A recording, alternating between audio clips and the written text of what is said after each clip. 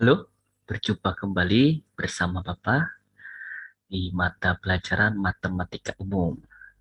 Ya, kembali lagi kita mengupas tuntas di materi statistika. Untuk pokok pembahasan hari ini adalah tentang modus. Ya,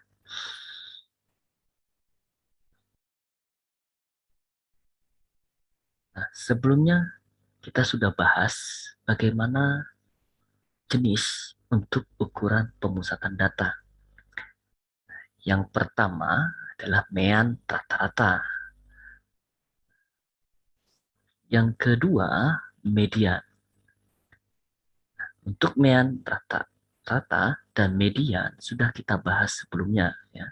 Di mana masing-masing mempunyai nilai untuk data tunggal dan data berkelompok. Dan untuk pembahasan hari ini kita akan membahas untuk modus ya. Tujuan pembelajarannya adalah menentukan nilai modus dari data tunggal dan data berkelompok. Ya, mohon disimak baik-baik. Modus definisinya adalah datum yang nilainya paling sering muncul atau datum yang frekuensinya paling besar. Nah, di sini ada kuncinya ya dari definisinya paling sering muncul dan frekuensinya paling besar. Nah, untuk modus dibagi menjadi dua, itu untuk data tunggal dan data berkelompok. Ya, berdasarkan jumlah banyaknya data yang kita teliti atau banyaknya sampel ya. Untuk data tunggal, misalkan X1, X2, X3, Xn adalah suatu data. Data yang paling sering muncul disebut modus atau disimbolkan dengan mo.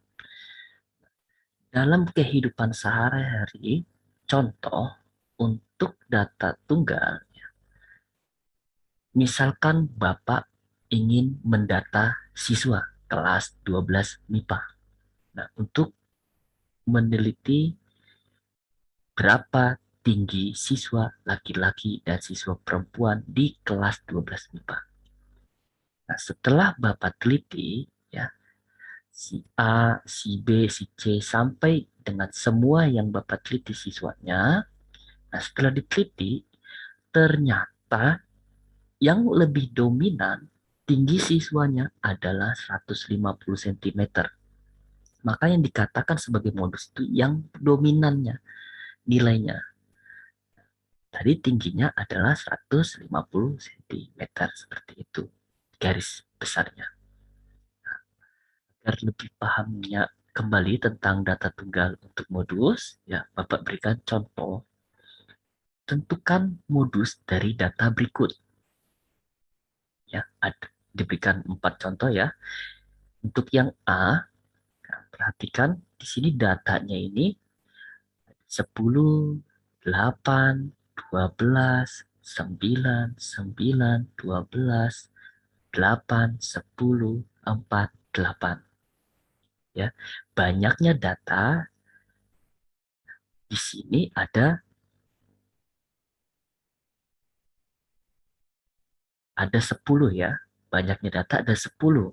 Nah, ternyata yang dominan muncul, paling sering muncul atau banyaknya frekuensinya, nah di sini nilai 8 ya. Perhatikan ya, nilai 8. Nah, di sini 8 frekuensinya ada 3 kali muncul. Sedangkan nilai 10 hanya 2 kali. Nilai 12 hanya 2 kali. Ya. Nah, berarti di sini modusnya adalah 8. Lanjut contoh yang B. Perhatikan datanya 4, 3, 6, 6 sampai dengan seterusnya. Jika kita lihat bahwa untuk modusnya, data yang sering muncul adalah nilai 4 dan 6 ya. Jelas ya, di sini 4 3 kali muncul. Nah, kemudian nilai 6 3 kali muncul. Seperti itu. Nah, sedangkan nilai 3 ada 2 kali ya. Nilai 7 hanya 2 kali. Jadi untuk yang B modusnya 4 dan 6. Nah, untuk yang C bisa kita lihat kembali. Untuk modusnya adalah kita perhatikan nilai atau data yang sering muncul adalah nilai 3 dan 6. Nah, frekuensinya paling banyak untuk nilai 3 dan 6. Nah, untuk nilai 3 munculnya 3 kali frekuensinya. Dan nilai 6 munculnya 3 kali. Seperti itu. Nah, untuk yang D, ya, untuk yang D, modusnya di sini bisa kita perhatikan bahwa untuk nilai yang paling sering muncul adalah nilai 8. Ya. Nah, untuk B dan C, ya, untuk B dan C ada dua nilai modusnya, dua nilai modusnya, dua nilai modus. Untuk dua nilai modus itu dikatakan sebagai bimodus, ya. Jadi untuk dua nilai modus dikatakan sebagai bimodus. Nah, kemudian untuk modus data tunggal ini datanya tidak perlu diurutkan atau tidak diurutkan. Ya, tidak harus ya. Hanya dengan melihat ya, dengan teliti yang paling sering muncul nilainya atau datanya itu yang dikatakan sebagai modus. Berbeda dengan median pembahasan kita sebelumnya. Untuk median data tunggalnya kan kita harus urutkan ya dari yang terkecil yang terbesar. Berbeda dengan modus, hanya kita lihat mana yang paling dominan itu yang dikatakan sebagai modus. Ya. Nah, lanjut yang berikutnya pembahasan tentang modus data berkelompok. Untuk modus ya, dirumuskan modus sama dengan TB. TB di sini artinya nilai tepi bawah pada kelas modus. Dan D1 artinya selisih frekuensi kelas modus dengan frekuensi kelas sebelumnya. Nah, berarti di sini selisih, berarti dikurangkan ya. Berarti dikurangkan. Dikurangkan dari frekuensi kelas modus dengan kelas sebelumnya. Itu aja kuncinya. Nah, untuk D2, selisih frekuensi kelas modus dengan kelas sesudahnya. Itu untuk D2-nya. Dan untuk P, ya, panjang kelas. Oke, Bapak berikan contoh ya pada LKS kamu halaman 39 nomor 5. Perhatikan tabel berikut. Ya. Tentukan modus dari data tersebut. Nah, dari tabel ini kita tentukan nilai modusnya. Pada tabel ini terdiri dari ada 7 kelas, ya, di mana kelas pertamanya di mana kelas untuk kelas pertamanya dari nilai 52 sampai dengan nilai 58. Di mana memiliki frekuensinya adalah 2. Nah, sampai dengan kelas terakhir, yaitu kelas ketujuh ya, di mana nilainya berada di 94 sampai dengan 100, dan frekuensinya 3. Nah, tentukan nilai modusnya. Nah, langkah pertama untuk menentukan nilai modus dalam data berkelompok, langkah pertamanya, langkah pertama, pilih frekuensinya terbanyak. Frekuensinya terbanyak. Tuh.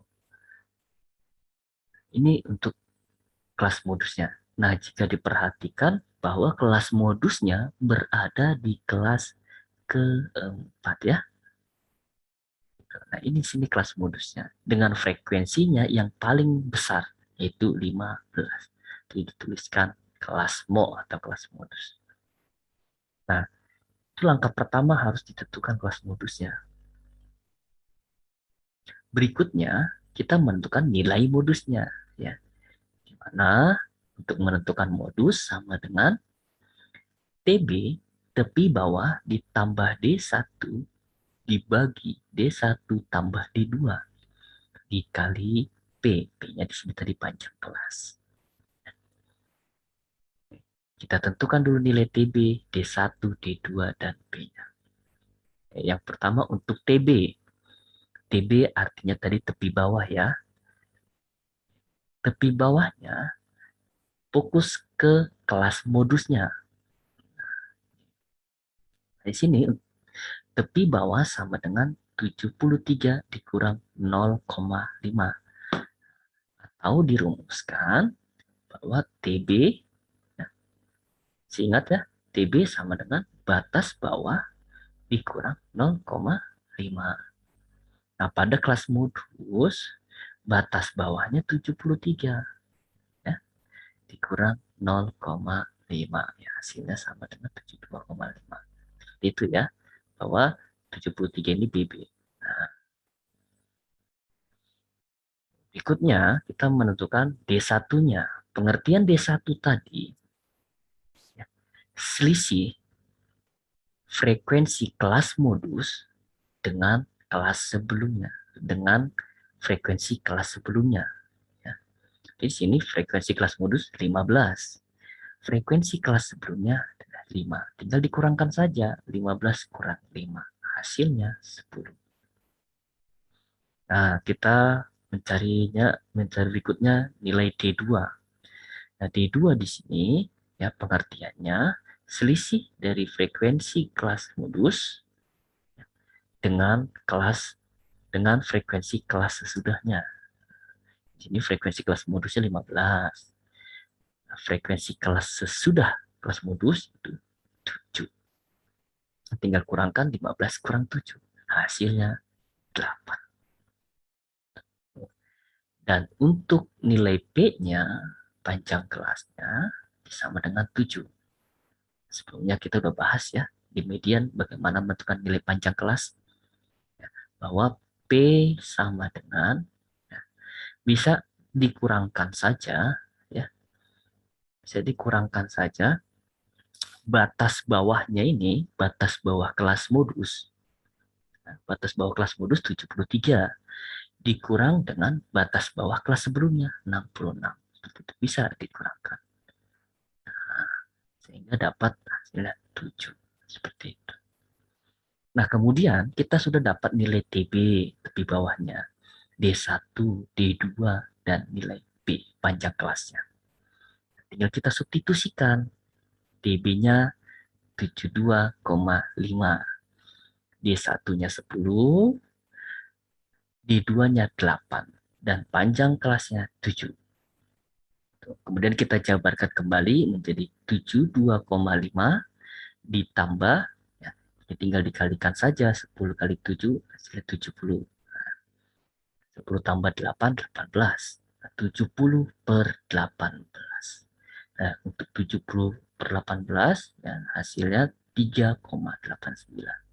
Maka 72,5 ditambah 3,89 sama dengan modusnya 76,39. Seperti ini ya. Nah, kita sudah dapat nilai modusnya 76,39. Contoh berikutnya. Contoh kedua. Nah, Bapak berikan contoh soal. Ya, contoh soal ini dari tes UNBK tahun 2016. Bapak ambil soalnya. Perhatikan gambarnya. Peroleh nilai tes biologi suatu kelas disajikan pada histogram berikut. Nah, histogram di sini diagram batang ya. Di mana pada gambar ini sudah dijelaskan bahwa di sini ada frekuensinya ya. Pertanyaannya, nilai tes sebagian besar siswa di kelas tersebut adalah sebagian besar. Di sini ada kata sebagian. Ada sebagian besar siswa. Nah, sama seperti contoh yang sudah Bapak jelaskan sebelumnya pada kehidupan sehari-hari. Bahwa sebagian besar siswa artinya yang lebih dominan nilai tesnya. Berapa yang dapat siswa? Seperti itu. Nah, pada gambar histogram ini sudah dijelaskan frekuensinya yang di sebelah kiri. Nah, untuk yang di bawah ini, untuk nilainya 65,5, 70,5, sampai dengan 95,5, maka nilai 65,5 ini dikatakan sebagai nilai tepi bawah. Nah, kemudian untuk 70,5 ini nilai tepi atas pada kelas pertama. Untuk kelas keduanya, ya, jadi tepi bawahnya 70,5. Untuk tepi atasnya 75,5. Seperti itu. Ya, atau kita simpulkan bahwa TB, TA, maaf, tepi atas kelas pertama K1 itu sama dengan tepi bawah kelas kedua. Itu kesimpulannya ya pada gambar. Nah, di sini tentukan nilai tes sebagian besar siswanya. Berarti nilai modusnya. Berarti nilai modusnya. Berapa nilainya? Nah, langkah pertama, kita pilih kelas dengan frekuensi yang terbanyak. Nah, di sini dengan frekuensi terbanyaknya itu berada di kelas keempat yang ini. Oh, nah, setelah itu kita sudah dapat kelas modusnya. Nah, dari kelas 4 ini apa yang didapat? Nah, di mana frekuensinya yaitu 16 ya. Kemudian tepi bawahnya 80,5 ya. Dan tepi atasnya 85,5 seperti itu. Nah, ini tinggal kita cari ya. Kita cari bahwa modusnya sudah berada di kelas keempat ya. Kita langsung rumuskan saja. Modus sama dengan TB ditambah buka kurung D1 dibagi D1 ditambah D2 dikali P. Nah, masukkan TB-nya di sini 80,5 ditambah D1 artinya selisih frekuensi kelas modus dengan kelas sebelumnya. Kelas sebelumnya frekuensinya 10. Tinggal dikurangkan saja ya. Berarti D1-nya di sini sama dengan 16 dikurang 10. Oke, 6. Di sini 6 dapat. Kemudian D1 itu 6. D2 selisih frekuensi kelas modus dengan kelas sesudahnya. Nah, frekuensi kelas sesudahnya. Nah, untuk kelas sesudahnya memiliki frekuensi 7. Nah, berarti D2 sama dengan 16 dikurang 7. Ya, sehingga dapatnya hasilnya 9 dikali panjang kelas. Nah, cara menentukan panjang kelas bisa juga menggunakan rumus P sama dengan, tinggal kita kurangkan aja sesama tepi bawahnya. Ya, tinggal dikurangkan aja. Ini nilai P. Maka nilai P-nya 80,5 dikurang 75,5. Hasilnya 5. Kita sudah dapat nilai P-nya 5 ya. Kemudian D2-nya 9. D1-nya 6. Tinggal kita jabarkan. Menjadi 80,5 ditambah kurung 6 per 15 dikali 5. Nah, di sini bisa kita sederhanakan untuk pembagiannya 15 dengan 5. Kita coret 1 dan 3. Nah, hasilnya 6 dibagi 3 ya. 6 dibagi 3 berarti 2. 80,5 ditambah 2. Hasilnya menjadi 82,5. Maka nilai modusnya sama dengan 82,5. Nah, seperti inilah bentuk soal jika soalnya disajikan dalam bentuk histogram. Nah, hati-hati untuk soal yang diminta apa kalimatnya. Nah, pada soal ini kan tidak ditanya tentukan nilai modusnya, tetapi dengan pengertian lain. Nah, nilai tes sebagian besar siswa di kelas tersebut adalah, nah ada di sini sebagian besar siswa. Hati-hati, sebagian besar siswa ini bisa juga diartikan sebagai yang dominan siswa pada kelas tersebut mendapatkan nilai berapa. Itu artinya ya. Bisa juga dikatakan sebagai nilai modus. Ini sudah dua contoh soal yang sudah Bapak jelaskan. Bapak berikan dua tugas, ya, dua soal saja. Nah, perhatikan untuk tugas pertama, ya, bentuknya histogram, dan untuk soal nomor dua, ya, bentuknya sama histogram. Ya, ini untuk tugas pertama dan tugas kedua. Seperti itu saja ya, untuk video pembelajaran hari ini. Nah, untuk tugas bisa dikumpulkan langsung ke Gmail Bapak ya.